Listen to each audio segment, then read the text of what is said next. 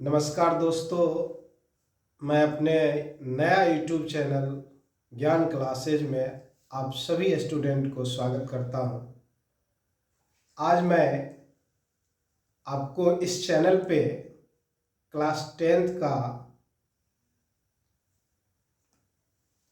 BTBC book start कर रहा हूं, फिर कैसी सिन्हा भी स्टार्ट करूंगा। आप लोगों से प्रतिक्रिया चाहूँगा, कमेंट चाहूँगा। तो माय डियर स्टूडेंट, अब मैं आपको बताने जा रहा हूँ इसका पहला चैप्टर गणित का वास्तविक संख्या। तो देखिए, वास्तविक संख्याएं जो है ये दो संख्याओं को मिलकर बना है, परिमेय संख्या और अपरिमेय संख्या। परिमेय संख्या हम लोग 9th क्लास में पढ़ चुके हैं। वह संख्या जो p/q के रूप में रहता है और q नॉट इक्वल टू 0 होता है, उसे हम लोग परिमेय संख्या कहते हैं। अपरिमेय संख्या जो p/q के रूप में तो हो, लेकिन q का मान 0 हो, क्या हो जाता है? अपरिमेय संख्या। ये दोनों संख्या को मिला देने से वास्तविक संख्या बनता है। तो वास्तविक संख्या का परिभाषा हम लोग जान जाएंगे कि वह संख्या वैसी संख्या जो परिमेय संख्या और अपरिमेय संख्या के समुच्चय हो, संग्रह, यानी परिमेय संख्या और अपरिमेय संख्या के संग्रह को वास्तविक संख्या कहते हैं। क्या कहते हैं? परिमेय संख्या और अपरिमेय संख्या के समूह को वास्तविक संख्या कहते हैं। तो वास्तविक संख्या में दोनों आ रहा है, परिमेय और अपरिमेय। परिमेय संख्या हम लोग जैसे में ले लेंगे 3/4, 4/1, 6/2, 7, ये सब परिमेय संख्या के रूप में आ जाएगा। अपरिमेय संख्या आप लोग जानते हैं ये रूट में रहता है, इसका पूर्ण वर्गमूल नहीं निकल पाता है। इस तरह की संख्या का अध्ययन हम लोग करेंगे वास्तविक संख्या में। इसमें कुल 4 चैप्टर होंगे, प्रश्नावली 1.1, 1.2, 1.3 और 1.4। आज हम आप लोगों को प्रश्नावली 1.1 यानी 1.1 का अध्ययन करवाएंगे। तो सबसे पहले हम स्टार्ट करते हैं प्रश्नावली 1.1। प्रश्नावली 1.1, इसमें आपको वास्तविक संख्या के बारे में आपको सबसे पहला यूक्लिड विभाजन एल्गोरिथम के बारे में बताया गया। यूक्लिड विभाजन एल्गोरिथम होता क्या है? तो हमारे महान गणितज्ञ यूक्लिड महोदय ने बताया था, एक प्रमेय बताया था। वो प्रमेय हम लोग बचपन में भी पढ़ चुके हैं, भाज्य बराबर भाजक गुणे भागफल जोड़ शेष। तो उसी को उन्होंने मान लिया था। a बराबर, यूक्लिड महोदय ने एक प्रमेय दिया जिसको हम लोग यूक्लिड विभाजन एल्गोरिथम कहते हैं। यूक्लिड विभाजन एल्गोरिथम ये होता क्या है? हम लोग जानते हैं a बराबर BQ प्लस R। अब इसमें हम लोग क्या करेंगे, इसी के तर्ज पर HCF निकालना सीखेंगे, यानी मौसो, महत्तम समापवर्तक हम लोग सीख चुके हैं क्लास 7 में, क्लास 8 में, 6 में, ये सब पढ़ चुके हैं। यहाँ पे क्या करेंगे, उसी को यूक्लिड विभाजन एल्गोरिथम विधि से निकालेंगे तो हमारा हो जाएगा वही यूक्लिड विभाजन एल्गोरिथम। सबसे पहला जैसे हम एक प्रश्न ले लेते हैं, मान के चलिए कोई भी एक प्रश्न ले लेते हैं, जैसे ले लेते हैं 135 और 225। इसका हम लोग बचपन में मौसो निकालते थे, इसी को हम लोग यूक्लिड विभाजन एल्गोरिथम विधि से मौसो निकालेंगे। इसको निकालने के लिए हमको करना क्या होगा, सबसे पहले देखना होगा कि ये दो संख्याएं मेरे पास है, 3 भी हो सकती है, इन सबसे पहले दो संख्याओं के बीच ये दो संख्या मेरे पास है, पहला है 135 और 225।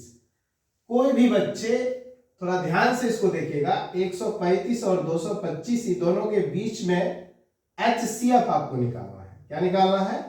HCF यानी मौसम, इतना का HCF मतलब मौसम, हाईएस्ट कॉमन फैक्टर। अब मौसा निकालने के लिए करना क्या होगा? तो यूक्लिड विभाजन एल्गोरिथम विधि को अपनाना होगा। यूक्लिड विभाजन एल्गोरिथम है क्या? तो एक प्रकार का भाग है, और इस भाग को हम करेंगे कैसे? ये दोनों अंक में देख लेंगे कौन सा संख्या सबसे छोटा है। ये दोनों संख्या में वास्तविक आपको पता ही चल रहा है कि 135 क्या है? छोटा, और 225 क्या है? बड़ा। इसमें हम लोग क्या करेंगे? 135 से 225 में भाग दे देंगे। तो सबसे पहले 135 भागा 225 करेंगे।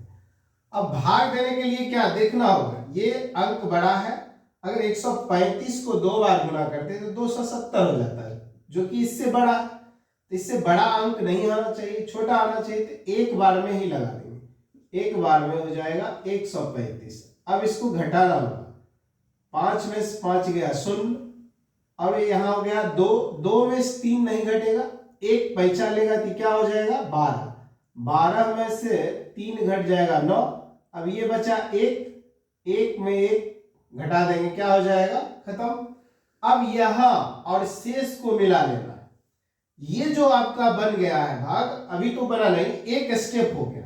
एक स्टेप में ये जो आपका बीच वाला मान है यही आपका ए कहलाता है, और इधर जो भाग देते हैं बी, और जो भागफल आता है वो क्यू होता है, और नीचे वाला क्या हो जाता है? आर। यानी कि जितना स्टेप आएगा वो सब पी, आर और बी का मान उस तरह से बदलते रहेगा।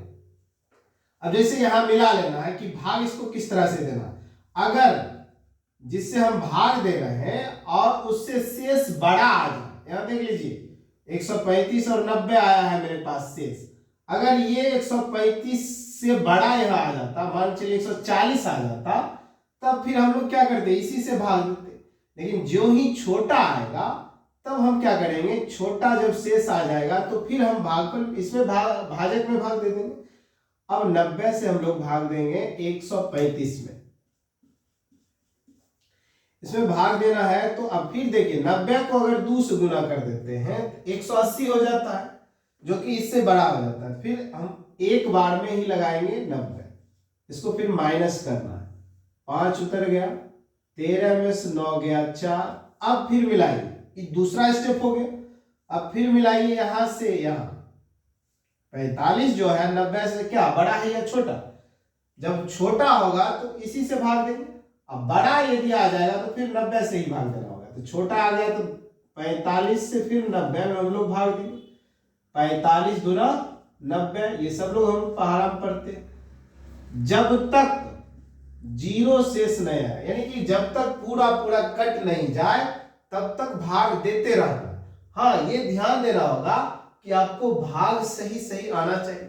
हम लोग क्लास 9, 8, 7 में भाग पढ़े, अगर नहीं भी पढ़े हैं कोई स्टूडेंट, इसके लिए चिंता करने की कोई बात नहीं है, हमारे चैनल पर आएंगे, अब आपको शुरू से ही जो भी प्रक्रिया होगा इसमें भाग, एलसीएम, एचसीएफ, भिन्न जोड़ सब सिखाया जाएगा। सिर्फ आप ध्यान से इसको देखना है आपको। अब क्या करेंगे? ये देखना है कि कितने स्टेप में भाग लगा है, 1, 2, 3, यानी कि हम लोग हिंदी में इसको, हिंदी मीडियम वाले हम लोग छात्र हैं तो हिंदी में इसको चरण बोला जाता है। तो चरण, कितना चरण यानी भाग क्या बार में लगा है, कितना प्रक्रिया हुआ है इसमें? 1, 2, 3 ना, यही अगर 5 रहता तो 5 वो चरण बनता, लेकिन इसमें 3 प्रक्रिया ही है, 3 बार में ही खत्म हो गया, तो 3 चरण बने। जो चरण हमारा बनेगा वही होता है यूक्लिड विभाजन एल्गोरिथम। मेन है चरण, यहां भाग दे दिया, अब हमको चरण सजाना है। तो चरण किस प्रकार सजाएंगे तो ध्यान दीजिएगा। सबसे पहले यहां लिख देंगे यूक्लिड विभाजन एल्गोरिथम से, यूक्लिड विभाजन एल्गोरिथम से। अब इसका जो कहता है वो लिख देंगे हम लोग। क्या कहता है इसका यूक्लिड विभाजन? ए बराबर BQ प्लस आर। अब चरण 1 क्या बार में भाग लगा है वही पूछता है। पहला चरण में देख लीजिएगा, आपको बताए थे ये बीच वाले संख्या जो है क्या होता है? ए। इधर से जो रहता है आपको जिससे भाग देते हैं वो क्या कहलाता है? बी। और जो भागफल होता है वो क्यू कहलाता है। क्या कहलाता है? क्यू। और जो शेष होता है वो क्या कहलाता है? आर। तो 3 चरण बना है। तो पहला चरण में बोलिए ए का मान 225, बी का मान 135, ध्यान से देखिएगा, क्यू का मान 1 और आर का मान 90। तो जब आपको यहां पे मान ही तो बैठाना है, एक बदले में क्या डालेंगे? ध्यान दीजिएगा 225, तो यहां पे लिखेंगे हम लोग 225 बराबर बी और क्यू के बीच में क्या संबंध है? तो कोई भी चिन्ह नहीं रहता है तो गुना का संबंध, यहां पे गुना है, यहां पे क्या दिया गया है? गुना। तो b का मान हम लोग दे देंगे। b का मान कितना है? 135। 135 यहां पे डालेंगे। अब यहां पे गुना की क्रिया है तो गुना देंगे। q का मान हमको यहां डाल देना है। q का मान क्या है? 1। फिर प्लस r का मान देखिए कितना? 90। तो यहां पे r का मान हम लोग 90 डाल देंगे। अब क्या करना है? जिस प्रकार हम लोग चरण 1 को सजाए हैं, अब आप लोग को बताना है कि चरण 2 इसमें क्या होगा। तो चरण 2 में भी आपको उसी प्रकार, चरण 2 भी उसी प्रकार, घबराना नहीं है। चरण 2 इसमें आपको हो जाएगा, ध्यान दीजिएगा। अब यहां से हम इसको मिटाते हैं। आप लोग को कमेंट में बताना है कि इसमें b का मान, a का मान और q का मान क्या होगा। तो सबसे पहले ध्यान दीजिएगा, एक बार और समझ लीजिए कि जितना भी चरण जाएगा उसमें हम लोग बीच का मान जो रहेगा a होगा। अब दूसरा चरण में हम लोग जा रहे हैं तो यहाँ पे ये क्या हो जाएगा? a, ये हो जाएगा b और ये हो जाएगा q, और जो इसका शेष होगा वो क्या हो जाएगा? r। अब आप लोग को स्पष्ट ही दिख रहा होगा, आप लोग समझ ही गए होंगे। a का मान इसमें कितना हो जाएगा? 135। b का मान क्या हो जाएगा? 90। गुने अब किसका मान डालना है? q का। तो q का मान 1 प्लस r का मान डालना है, तो r का मान 45। इसी तरह से हम लोग जाएंगे अब लास्ट यानी तीसरे चरण में। तो अब तो आप लोग समझ ही गए होंगे, तीसरा चरण हम लोग ऐसे ही लिखते हैं, आप लोग बताइएगा। चरण 3, चरण 3 में आप लोगों को a का मान बताना है। तो बीच वाला मान कितना है आपके पास? 90। फिर आपको इधर वाला मान देख लेना है, क्या है? 45 गुने उधर वाला मान यानी भागफल देख लेना है। भागफल क्या है? 2। इसका शेषफल हम कट गया तो कुछ नहीं रहता है, क्या लिखते हैं हम लोग? शेषफल 0। यानी कि जहां 0 आ जाए शेषफल, एक बार और समझिए, जहां 0 शेषफल आ जाए उसका जो भाजक होता है वही HCF कहलाता है। एक बार बढ़िया ध्यान से देखिए, इसको नहीं लिखिएगा तो गलत हो जाएगा। जहां 0 शेष होगा उसके बाद यानी भाजक जो होता है वही आपका HCF होता है। तो बताइएगा आप लोग HCF क्या होगा इसका? 45। तो लिख दीजिएगा, इसलिए HCF बराबर 45। यही आपका आंसर है। हमें लगता है कि आप लोग समझ गए होंगे। इस तरह से ही बहुत सारा प्रश्न आपको बनवाया जाएगा और 4-5 प्रश्न हम आप लोगों को देंगे। अभी आप लोग नए कौन कौन बहुत जल्द में हल करेंगे ये हमको कमेंट में बताना है। ठीक है, धन्यवाद।